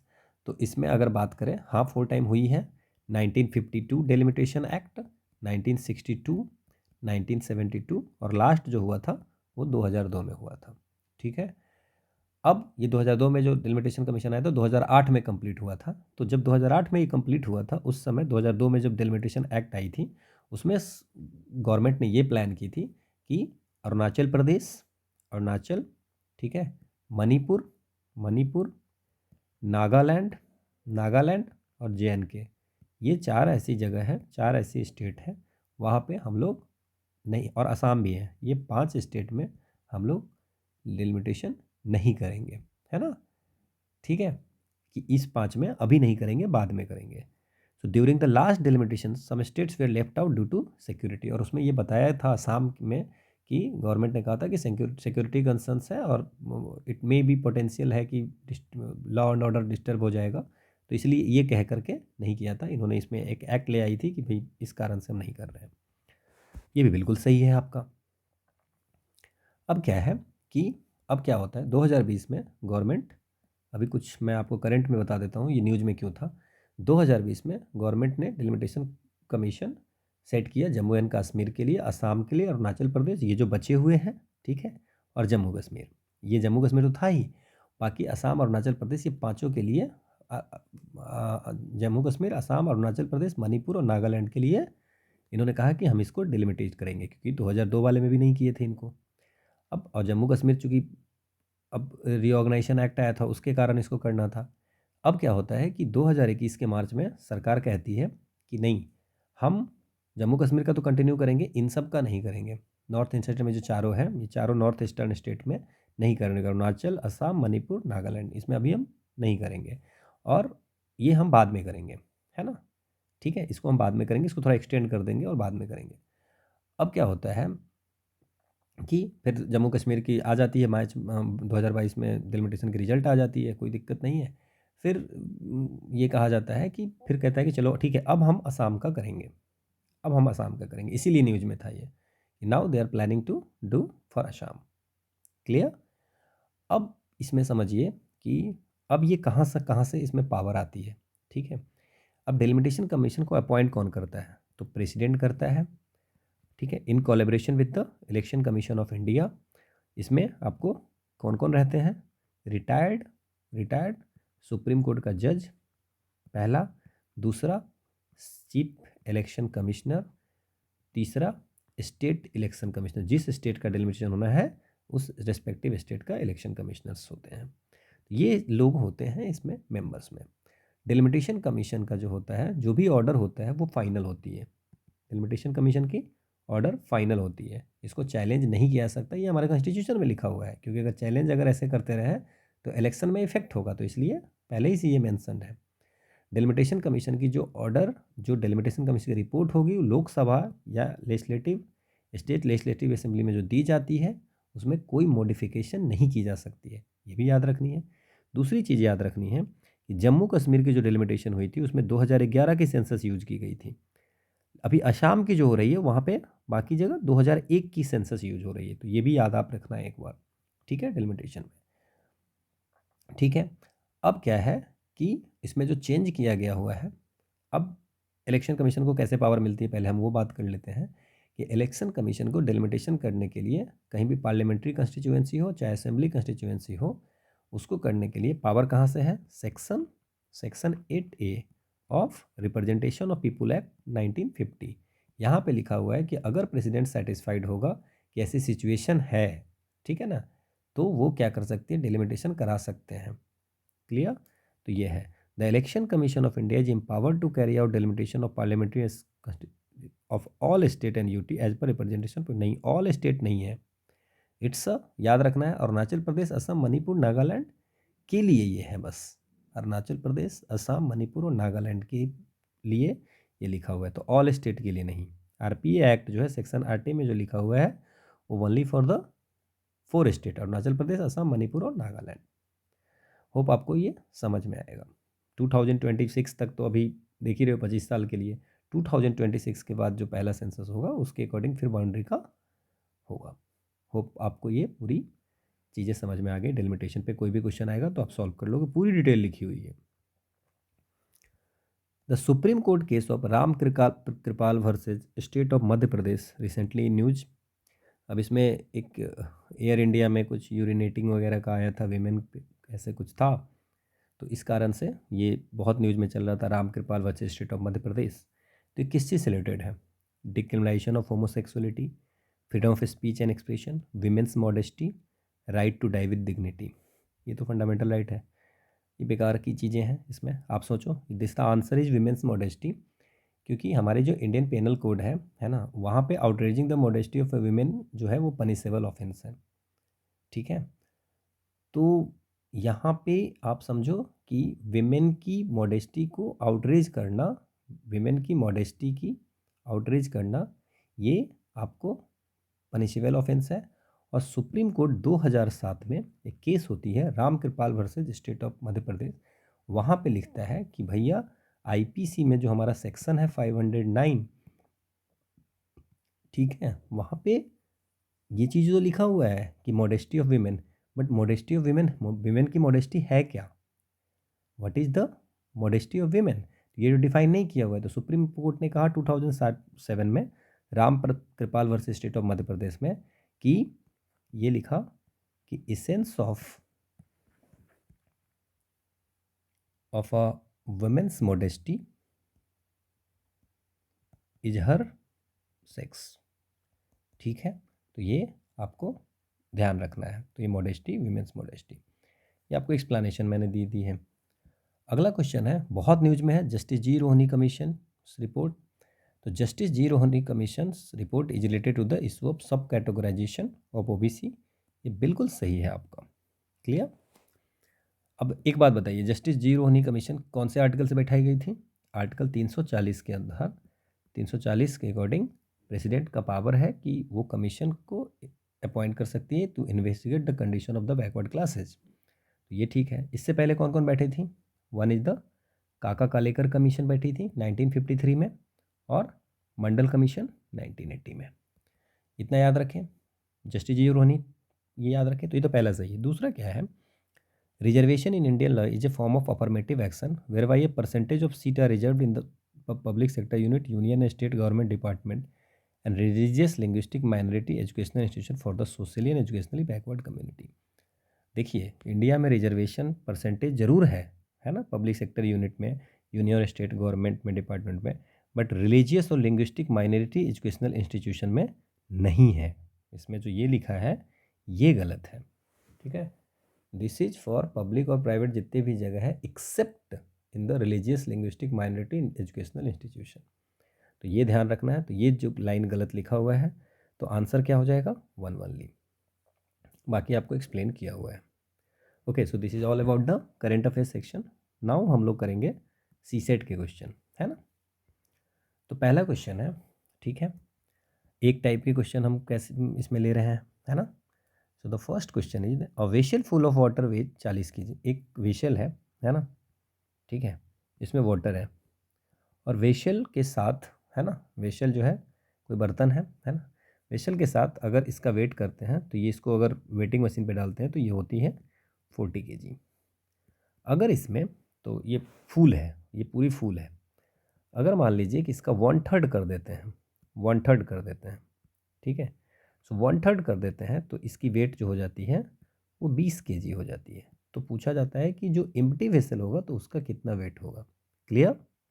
अब हम लोग इसमें क्या कर सकते हैं, जैसे मान लीजिए कि वेसल है और ये वाटर है, तो मान लीजिए कि वेसल और वाटर की, वेसल की मान लेते हैं कि V kg है और वाटर की W kg है, तो इस दोनों की वेट जो है आपकी 40 kg हो गई। अब ये कह रहे हैं कि वेसल तो ऐसे ही रहेगी लेकिन वाटर जो है 1/3 हो गया, तो पहले जितना था उसका 1/3 हो गया। अब हमारी जो वेट है वो 20 kg है ना। तो अगर इस दोनों इक्वेशन को सॉल्व करेंगे, दोनों को माइनस अगर कर देते हैं, ये तो V माइनस बी खत्म हो गया और W माइनस W/3 होगा, तो क्या हो जाएगा 3 - 2, तो 2W/3 है ना is equal to 20। So 2W is equal to 60। So W is equal to it's 30, मतलब वाटर की जो वेट होगी वो 30 है। तो वाटर की वेट 30 है और वेसल प्लस वाटर की वेट अगर आपको 40 है, वाटर की हमें 30 मिल गई, तो वेसल की कितनी हो जाएगी 10 kg, मतलब 10 किलो की वेसल है, बर्तन है और 30 किलो उसमें पानी है। तो आंसर क्या हो जाएगा, पूछ रहा है कि what is the weight of empty vessel, तो है 10 kg। ठीक है, अगला क्वेश्चन है कि if there is a policy that 1/3 of a population of a community has migrated every year from one place to some other place, ठीक है ना, मतलब जितनी पॉपुलेशन है उसकी 1/3 पॉपुलेशन हर साल एक जगह से दूसरे जगह चले जाती है ना।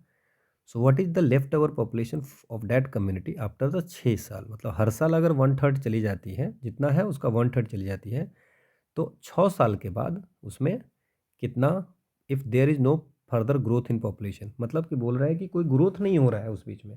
जैसे मान लीजिए कि अगर 100 लोग हैं, है ना, उसमें 1/3 100/3 चला गया और 500 लोग बढ़ गए हैं, तब तो पॉपुलेशन का कोई फ़र्क नहीं पड़ेगा ना, इतने ही लोग आ गए तो पॉपुलेशन। बट ये पूछ रहा है कि मान लीजिए कि पॉपुलेशन बढ़ नहीं रहा है, बस घट ही रहा है। ये मान लीजिए कि वहाँ पे पॉपुलेशन बढ़ नहीं रही है, घट ही रही है, ठीक है, तो क्या होगा इसका आंसर। तो लेट्स क्या माने हम लोग, पॉपुलेशन को हम लोग एक्स मान लेते हैं, ठीक है, कि मान लीजिए कि उस विलेज में जो कम्युनिटी है, पॉपुलेशन ऑफ ए कम्युनिटी, उस कम्युनिटी में एक्स लोग हैं। तो पहले साल क्या होगा कि एक्स लोग में से एक्स का 1/3 भाग जाएगा, तो कितने लोग बचेंगे 2/3x, ठीक है, तो पहले साल इतने बचे। दूसरे साल हमें पहले ही कह दिया है कि if there is no further growth, population बढ़ नहीं रहा है, ठीक है, तो बढ़ नहीं रहा है, तो हमारे पास कितना है 2/3x है और 2/3x का थर्ड, है ना, मतलब 2/9x उसमें से सब्ट्रैक्ट करना है, बिकॉज उसका थर्ड, जितना हमारे पास पॉपुलेशन है उसका थर्ड भाग जाएगा, तो ये आपका हो जाएगा 4/9x, ठीक है। थर्ड ईयर में क्या होगा, हमारे पास पॉपुलेशन है 4/9, क्योंकि ग्रोथ तो हो नहीं रही है, तो 4/9x उसमें से हमारा फिर इसका 3, वो 4/9 का थर्ड, तो 4/9 का थर्ड क्या हो जाएगा 4/9/3, तो ये जो है सो सब्ट्रैक्ट होगा, तो ये हो जाएगा 8/27x। फिर फोर्थ साल में क्या होगा, हमारे पास पॉपुलेशन 8/27x बचा था, उसमें 8/27 इंटू 3, वाई एम डूइंग 3, क्योंकि 8 इसका 1/3 है ना, तो x का 1/3 x/3, तो 8/27x का क्या हो जाएगा 8/27 इंटू 3x, क्लियर। तो ये आपको होता है 16/81x। फिर फिफ्थ ईयर क्या होता है, ये 16/81x बट्टे 16/81 इंटू 3 243 हो जाएगी ना। तो ये आपका बचता है 32/3 243x। फिर 6 डे में 32/243x माइनस इसका थर्ड क्या होगा 32/729x, और इस दोनों को जो सम सब्ट्रैक्ट करेंगे तो 64/729x, इसको सब्ट्रैक्ट करने पे ये आता है। तो लास्ट में हमारी जो पॉपुलेशन बच जाएगी वो 64/729 पार्ट ऑफ द पॉपुलेशन, मतलब हमारा एक्स था वो 6 साल के बाद घटते घटते हो जाएगी 64/729 इंटू एक्स। ठीक है, तो आंसर डी होगी आपकी। अगला क्वेश्चन है कि एक गैरिशन है, in a garrison there was food for 1000 soldiers for 1 month. 1000 soldier के लिए 1 महीने का खाना है। आफ्टर 10 दिन के बाद क्या होता है, 1000 मोर सोल्डर ज्वाइन द गैरिशन। 1000 और सोल्डर आ जाता है 10 दिन के बाद में, मतलब 10 दिन तक तो 1000 लोग खाता है, 10 दिन के बाद 2000 लोग हो जाते हैं। तो अब खाना कितने दिन तक चलेगा, है ना, रिमेनिंग फूड जो हमारे पास में वो कितने दिन तक चलेगा। ठीक है, अब हम लोग ऐसा मानते हैं, चलिए मान लेते हैं कि हमारे पास जो स्टॉक है ना, स्टॉक है, तो वो कितने दिन का स्टॉक है, हमारे पास स्टॉक है 30 दिन के लिए, और 30 दिन के लिए हमारे पास में 1000 लोगों का खाना है। तो 1000 लोगों का 30 दिन के लिए खाना है हमारे पास में, ठीक है, 1000 लोगों के लिए। तो हम ऐसा मान लेते हैं कि हमारे पास जो खाना है, लेट अस एज्यूम प्लेट पे मान लेते हैं हम लोग कि हमारे पास 30,000 प्लेट खाना है, ठीक है ना, 30 दिन के लिए 30,000 हमारे पास प्लेट है, क्योंकि 30 दिन तक 1000 लोगों को आप खिलाओगे डेली, है ना, 1 महीने तक। ठीक है, 1 मंथ है, 1 महीने हम 30 दिन का मान लिए। तो अगर मान लीजिए एक एक प्लेट सबको खिलाएंगे, है ना, 1000 लोगों को, तो 30 दिन में हमारे पास 30,000 प्लेट के स्टॉक में हमारे हैं 30,000 प्लेट। अब क्या हुआ, इस 30,000 प्लेट में 10 दिन ये लोग खाया, 10 दिन खाया, तो 10,000 प्लेट तो खा लिया इसने, है ना, इन लोगों ने 10 दिन में, 10 दिन 1,000 है तो एक एक प्लेट खाएंगे ना। अब क्या होता है कि अब मान लेते तो हमारे पास कितने बच गए, अब 20,000 प्लेट हमारे पास बचा। ठीक है, 20,000 प्लेट है। अब 10 दिन के बाद क्या होता है कि हमारे पास 20,000 प्लेट बचा हुआ है, और आदमी ना पहले तो 1,000 थे, अब 2,000 हो गया है। ठीक है, तो 2,000 आदमी को 20,000 प्लेट है, तो कितने दिन खिलाओगे, 10 10 दिन खिलाएंगे, है ना, 10 दिन में ये 20,000 खत्म हो जाएगा। वैसे तो हमारा 30 दिन चलने वाला था, 10 दिन हमने खा लिया, हमारे पास अब 20,000 का स्टॉक है। अब आदमी चूंकि बढ़ गया है, तो 20,000 प्लेट है और 2,000 आदमी है, तो अब तो एक एक प्लेट अगर खिलाएंगे तो 10 दिन ही चलेगा। तो वही पूछ रहा है कि बचे हुए भोजन से सैनिक कितने दिन काम चला सकेंगे, तो 10 दिन ही काम चला सकेंगे। ठीक है, आसान सा क्वेश्चन है। अगला क्वेश्चन है कि an automobile owner reduced his monthly petrol consumption when the price went up. अगर एक ऑटोमोबाइल का मालिक है ना, गाड़ी का मालिक है, वो अपनी पेट्रोल में खर्चा कम कर दिया जब प्राइस बढ़ गया, तो मतलब जब प्राइस इंक्रीज कर गया तो पेट्रोल कम कर दिया उसने। तो इसमें कुछ दिया हुआ है कि प्राइस और मंथली कंजप्शन लीटर, जब 40 रुपये था तो ये 60 लीटर यूज करता था, 50 रुपये हो गया महंगा हुआ तो 48 लीटर यूज किया, फिर 60 रुपये हो गया तो 40 रुपये, 75 हो गया तो 32। अब ये बोल रहा है कि जब प्राइस 80 हो जाएगा तो ये कितना करेगा। ठीक है ना, तो 40 जब था तो 60 किया इसने, 50 हुआ तो 48 कर दिया, 60 हुआ तो 48 और 75, मतलब तो फिर 80 होगा तो कंजम्पशन कितना करेगा। क्लियर। अगर आप इसमें एक पैटर्न देख रहे होंगे, तो जो जब ये 40 रुपये था, 40 रुपये जब पेट्रोल था, है ना, तो ये 60 लीटर ख़त्म करता था, मतलब इसको 2400 रुपये खर्च हो जाते थे। ठीक है, जब ये 50 रुपये पेट्रोल हुआ तो ये 48 लीटर ही यूज करते थे, तो 2400 रुपये फिर भी खर्च कर रहा था।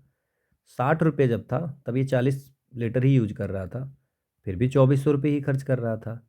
75 जब हो गया तो 32 लीटर कर दिया, फिर भी 2400 रुपये। मतलब क्या ये पैटर्न ये दिखाता है कि ही फिक्स्ड कि हमें करना है खर्च 2400 रुपये ही, पेट्रोल कितना भी महंगा हो जाए, है ना, मतलब अगर 100 रुपये हो जाएगा तो 24 लीटर ही यूज करेगा। तो अगर 80 है तो ये कितने रुपए करेगा, 30 रुपये करेगा, तभी तो 2400 रुपये ही उसको खर्च करने हैं। तो इनकी जो पैटर्न है इट सोच कि वो 2400 ही खर्च करना चाहता है। तो अगर 80 रुपये पेट्रोल हो जाएगा तो वो 30 लीटर खरीदेगा, 30 लीटर ही खर्च करेगा। आसान सा क्वेश्चन था, बस क्रोनोलॉजी समझना था।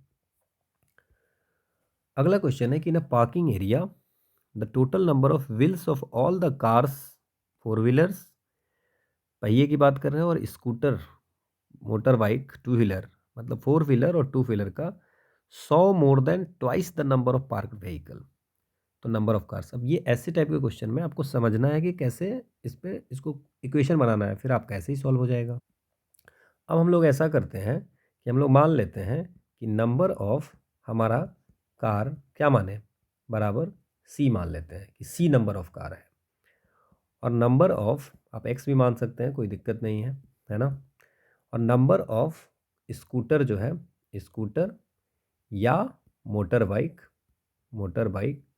उसको हम एस मान लेते हैं, या आप वाई मान लीजिए, कोई इशू नहीं है उससे, है ना।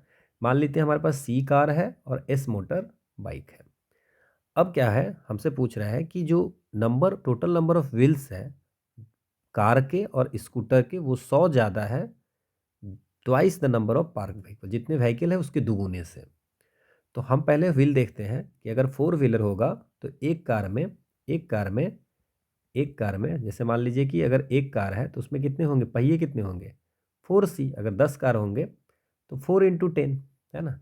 तो 4C मान लेते हैं, है ना। आप इसको 4x भी मान सकते हैं, कोई दिक्कत नहीं है ना। 4x प्लस 2s, तो आप 2y मान लीजिए। मेरा सिंपल सा कहना है, कुछ भी मानो, उससे कुछ नहीं होगा दिक्कत। ये 100 ज़्यादा है, किससे 100 ज़्यादा है, मोर than twice the number of park vehicle. तो पार्क व्हीकल में क्या है, कार प्लस स्कूटर, यही तो है। तो 100 + 2x + y। तो इसको अगर सॉल्व करोगे तो 4C + 2s, है ना, is equal to 100 + 2C + 2s। No you can see that कि 2s कट गया, और 4C - 2C क्या हो जाएगा, 2C = 100, और तो ये क्या हो जाएगा, C = 50। इसका मतलब नंबर ऑफ कार जो है वो हमारा 50 है, नंबर ऑफ कार 50 है। Clear. So the answer is 50। ये क्वेश्चन है।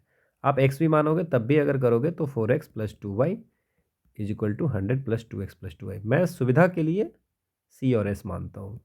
कैंसिल। 2x = 100, x = 50। x किसको माने थे, नंबर ऑफ कार को। हमसे क्या पूछ रहा है, तो नंबर ऑफ कार पार्क कितने हैं, 50। ठीक है, okay. So that's all about. अब ये 3 क्वेश्चन आपको सॉल्व करने हैं, ठीक है। ये 3 क्वेश्चन आपको सॉल्व करने हैं। This one is the GS question, this one is the maths question, और this one is the current affairs question. हम अब जो डे 2 में आपको जो क्वेश्चन दिए थे, बहुत कम लोगों ने इसके आंसर दिए थे। आंसर कौन कौन दिए थे, वन इज द अचीवर्स हैं, उन्होंने आंसर दिया था। तंद्रिमा जी ने आंसर इसका दिया था, ठीक है। उजरा ने कल भी आंसर दिया था, आज भी आंसर दिए हैं। चित्रा है, रूपाली सृष्टि है, कुछ लोगों ने आंसर दिया था। और अभिषेक श्रीवास्तव है, उन्होंने भी CSET का एक आंसर दिया था।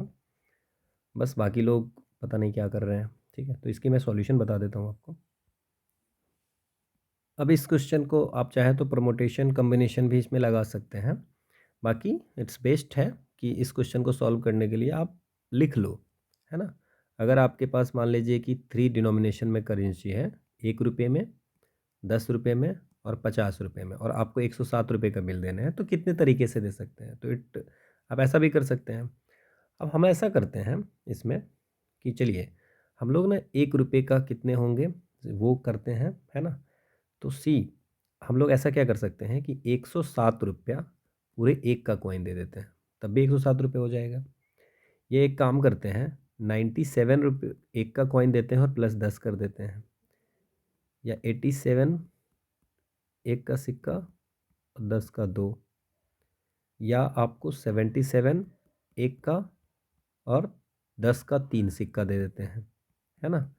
या 10 का 4 सिक्का देते हैं, या 10 का 5 देते हैं, या 10 का 6 देते हैं, या 10 का 7 देते हैं, या 10 का 8 देते हैं, है ना। या 10 का 9 देंगे, या 10 का 10 देंगे, 10 का 10 देंगे, और इधर घटते घटते कितना आ जाएगा, 7 × 1 हो जाएगा। ये 77 है, फिर 67 × 1, फिर 57 × 1, 67, मतलब समझ रहे हो ना आप। 47 सिक्का जो होंगी एक के, 37 सिक्का एक की, और 27 एक के सिक्के और 17 एक के सिक्के। तो एक तो ये पॉसिबिलिटी इतनी 107 तो आप ऐसे दे सकते हो 10 वाला यूज करके। एक और आपके पास में ऑप्शन है कि 50 वाला यूज कीजिए, 50 वाला एक यूज कीजिए। और जब 50 वाला आप एक यूज कीजिएगा तो आपको और चाहिए, तो आप क्या कर सकते हैं, 5 10 का ले लीजिए और एक 7 7 एक का कॉइन ले लीजिए, 10 का कॉइन 5 ले लीजिए और 50 का कॉइन एक ले लीजिए। तो एक तो ये वे हो जाएगा। इसके बाद आपको ये भी हो सकता है कि ऐसा कीजिए कि 50 का 2 ले लीजिए। तब क्या होगा, 50 का 2 लीजिएगा तो 7 का एक ले लीजिए, ये भी हो सकता है। या आप ऐसा कर सकते हैं कि इसमें और भी देखिए कि 50 का एक लिए, 4 का 10 ले लिए, 10 का 4 ले लिए और एक का 7 ले लिए, एक का 17 ले लीजिए, है ना। फिर ऐसा कर सकते हैं कि 50 का एक लिए, 3 10 10 का 3 ही लिए, है ना, और 27 एक का ले लिए। या 50 का एक ही लिए, एक 50 का डिनोमिनेशन लिए और 2 10 का ले लिए और 37 जो है एक का ले लिए। या एक 50 का ले लिए, एक 10 का ले लिए और एक आपको किसका ले लिए, 50 का ले लिए, 10 का ले लिए और एक 47 का ले लिए। और ऐसा कर सकते हैं कि 57 जो है सो एक का कॉइन और एक 50 का कॉइन ले लिए, 50 का डिनोमिनेशन ले लिए। टोटल जो हमारी होगी 1 2 3 4 5 6 7 8 9 10 11 12 13 14 15 16 17 18, मतलब टोटल 18 वे से आप 107 रुपये दे सकते हो। ठीक है, इसको आप आसानी से सॉल्व कर सकते हो, है ना। ये क्वेश्चन था हमारा कि क्वेश्चन क्या था कि ये करंट अफेयर्स का क्वेश्चन था। ठीक है, ये न्यूज में था अभी कि which of the following services at present are regulated under the information technology intermediary guidelines and digital media ethics code rule 2021। इसमें कौन कौन सी चीज़ें कवर होती है, तो ये क्वेश्चन पूछा गया था। पहला है इसमें ऑप्शन आपके कि social media sites, over the top OTT streaming services, online gaming services, digital news site. ये न्यूज में इसलिए था कि अभी ministry of electronics and IT, ठीक है, तो इलेक्ट्रॉनिक्स एंड IT जो है इसको ऐसे लिखते हैं MEITY, है ना। तो ministry of electronics and IT जो है एक ड्राफ्ट रूल बनाई है ऑनलाइन गेमिंग के लिए कि जो लोग भी ऑनलाइन गेमिंग कर रहा खिलाते हैं उनको रजिस्टर करना पड़ेगा, है ना। एक सेल्फ रेगुलेटरी बॉडी होगी जिसमें रजिस्टर करना पड़ेगा और जो बॉडी, वो बॉडी जो होगी जो क्लियर करेगी ना, जो अलाउ करेगी, वही लीगली ऑनलाइन गेमिंग इंडिया में ऑपरेट होगा, है ना। बाकी जो अगर बेटिंग वेटिंग जो करते हैं, है ना, बेटिंग किसी भी तरह का, वो जो है सो प्रपोज रूल में ये लिखा हुआ है कि अलाउ नहीं होगी। पर इसमें अभी क्या है कि अभी इसमें ऐसा कुछ ऑनलाइन गेमिंग के लिए नोटिफाई किया है। तो अभी जो 2021 की रूल्स है उसमें कौन कौन से ऐड हैं, तो उसमें जो है इसमें सोशल मीडिया साइट्स हैं, OTT हैं, डिजिटल न्यूज़ साइट है, बस इतनी ही चीज़ें हैं। ठीक है ना, ऑनलाइन गेमिंग के लिए अभी प्रपोज ही गाइड में की है कि इसको हम ऐड करना चाहते हैं और इसमें ये ऐसी प्रपोज रूल्स हैं, ये पूरी तरह से रूल बनी नहीं है। So the answer is 1 2 and 4। So the answer is 1 2 and 4। हो सकता है कि आपके पेपर देने तक इसमें ऑनलाइन गेमिंग सर्विसेज भी ऐड हो जाए, तो आप एक बार देख लेना। ठीक है, ये अभी का जो सिचुएशन है वो मैंने बताया है आपको। ठीक है, अगला क्वेश्चन है कॉन्स्टिट्यूशनल टॉर्ट पे क्वेश्चन था। अब ये भी न्यूज में है ना। कॉन्स्टिट्यूशनल टॉर्ट क्या होता है इंडिया में, reference to constitutional tort in India consider the following. In India, there is no legislation which governs the liability of the state for the torts committed by its servant. India में कोई ऐसी legislation नहीं है कि अगर कोई servant, government की servant है ना, वो अगर कोई टॉर्ट करता है, कमिट करता है, तो उसको लाइबिलिटी के लिए कोई नहीं है। तो पहली चीज़ तो आप ये याद रखिए कि what is the constitutional tort. तो it's a violation violation of one's constitutional rights, मतलब फंडामेंटल राइट एक तरह समझ लीजिए। तो ये जो आपसे पूछ रहे हैं कि कौन सा करेक्ट है, तो in India there is no legislation, ऐसी कोई लेजिस्लेशन नहीं है जो आपको ऐसा करेगा, तो ये गलत बात है ना। क्योंकि हमारी संविधान में एक आर्टिकल 300 भी है, 300 में वो सिट्स एंड प्रोसीडिंग। सू कर सकते हैं आप इसमें कॉन्स्टिट्यूशन ऑफ इंडिया की, अगर कोई भी सर्वेंट, गवर्नमेंट सर्वेंट है ना, ये कमिट करता है तो लायबिलिटी है यूनियन स्टेट को कि अगर कोई ऐसा टोर्ट एक्ट करता है तो उसको क्या करना है, उसको क्या करना है। ठीक है, तो इसमें ऐसी कोई लेजिस्लेशन नहीं है ना, ये बिल्कुल सही है। यहाँ पे आपको ये हमारे आर्टिकल 300 में लिखा हुआ है कि अगर कोई टॉर्टिस एक्ट होगा तो उसमें union, liability of the union और state in the tortious act of the government. तो ये ठीक है, तो ये तो आपको बिल्कुल सही हो गया। A court of law can award monetary compensation of the victim in such case. ऐसे केस में कोर्ट ऑफ लॉ जो होगा वो मॉनेटरी कंपेंसेशन बता सकता है। तो सुप्रीम कोर्ट में, सुप्रीम कोर्ट की एक केस है state of Rajasthan versus Vidyawanti, Vidyawati case. वहाँ पे सुप्रीम कोर्ट ने कहा था कि पे करने के लिए 15,000 उस समय था कि 15,000 रुपये पे आपको पे करनी है ना। सुप्रीम कोर्ट अभी जो अभी अभी ये क्यों न्यूज में था कॉन्स्टिट्यूशनल टॉट कि सुप्रीम कोर्ट अभी जो है सो राम सुब्रमण्यम केस में जस्टिस, सॉरी, सुप्रीम कोर्ट के जो जस्टिस थे राम सुब्रमण्यम, उन्होंने कहा था कि no one can either be taxed और penalise for holding an opinion which is not in conformity with the constitutional value. अगर आपकी कोई ऐसी ओपिनियन है जो कॉन्स्टिट्यूशनल वैल्यू के से कन्फर्म नहीं करता है, मतलब उसके जैसा नहीं, कॉन्स्टिट्यूशनल वैल्यू जो है उसके अकॉर्डिंग नहीं है, तो आपको पेनलाइज नहीं किया सकता है, क्योंकि वो आपकी सिर्फ ओपिनियन है ना। और उस ओपिनियन से कोई ऐसा कुछ किसी को इंजरी नहीं हो रहा है, किसी को हार्म नहीं हो रहा है ना। तो वैसी टॉर्ट को अगर आपके पास आपकी अपनी कोई वैल्यू है जो कॉन्स्टिट्यूशनल वैल्यू से मेल नहीं खाती है, तो वो तब तक आपको पेनलाइज नहीं किया जाएगा जबकि वो वैल्यूज के कारण, उस वैल्यूज की ओपिनियन को देने के कारण किसी को कोई इंजरी या हार्म नहीं हो रही है। ठीक है, तो ये आपको ध्यान रखनी कॉन्स्टिट्यूशनल टॉर्ट। ये एक्सप्लेनेशन है, आप देख लेना। Okay, so this is all about today session. So day 3 का कंप्लीट हो गया। ठीक है, little bit there is some issues of time, इस कारण से थोड़ा सा अभी टाइमिंग में चेंजेस हैं। ठीक है, बट ग्रेजुअली ये सारी ठीक हो जाएगी। So this is the quote of the day, a little progress each day adds up to big result. छोटी छोटी स्टेप लोगे तो एक समय में बड़ी चीज़ें आप हासिल कर पाओगे।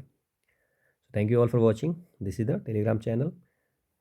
और आपको वो क्वेश्चंस आप जो भी बनाते हो, क्वेश्चंस को आप सॉल्व करें, है ना। जो 3 क्वेश्चन दिए जाते हैं, नोट्स बनाएं, बैकलॉग नहीं रखें। That's it, thanks.